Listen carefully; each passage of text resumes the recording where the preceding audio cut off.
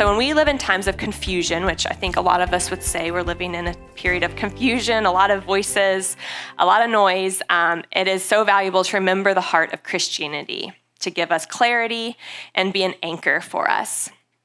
And again, this is another case where research just confirms what we know, that a relationship with God is a protective factor that promotes thriving. And what we see, they recently have done a study when they looked at all types of social connections. So whether you are married, how many friends you have, if you've recently seen a friend, if you attend a religious service, so going to church. And they found that actually attending church or a religious service is a stronger predictor of reduced risk of mortality, suicide, and depression than any other type of social connection.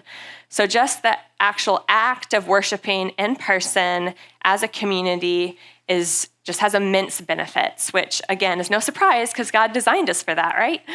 And then also we see in the research that spiritual rhythms like prayer, gratitude, worship, and forgiveness, we can now see in the research that these are linked with lower rates of depression, anxiety, hopelessness, and loneliness. And so we'll unpack those more later on today. But really just the overall message of this theme is that those daily, monthly, weekly practices of faith that we have are so beneficial for our flourishing and helping our youth thrive as well. The last theme was cultivating a kingdom purpose and helping draw Gen Z into the God's story of redemption. And what we're seeing is that youth are really lacking a sense of purpose and meaning in their lives.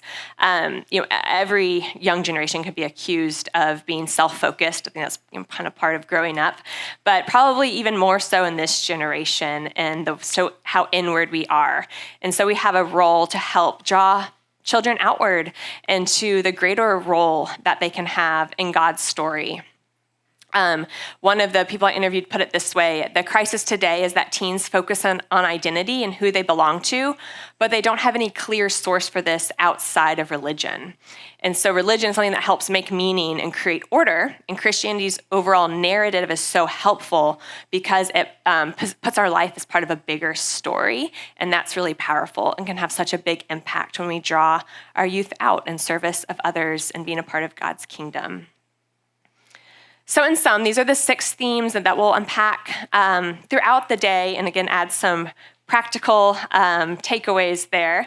But just to sum up, that we will encourage Gen Z to spend less time on devices, perhaps ourselves as well, equipping parents and guardians to improve their own well-being, to be a sturdy presence for their children, increasing our connectedness through thick community and embodied experiences, helping change the stories by positioning our narrative with both lament and hope, recommitting to the heart of Christianity and to those intentional rhythms of a faith, and then drawing Gen Z into a sense of purpose that's fully realized in service to others.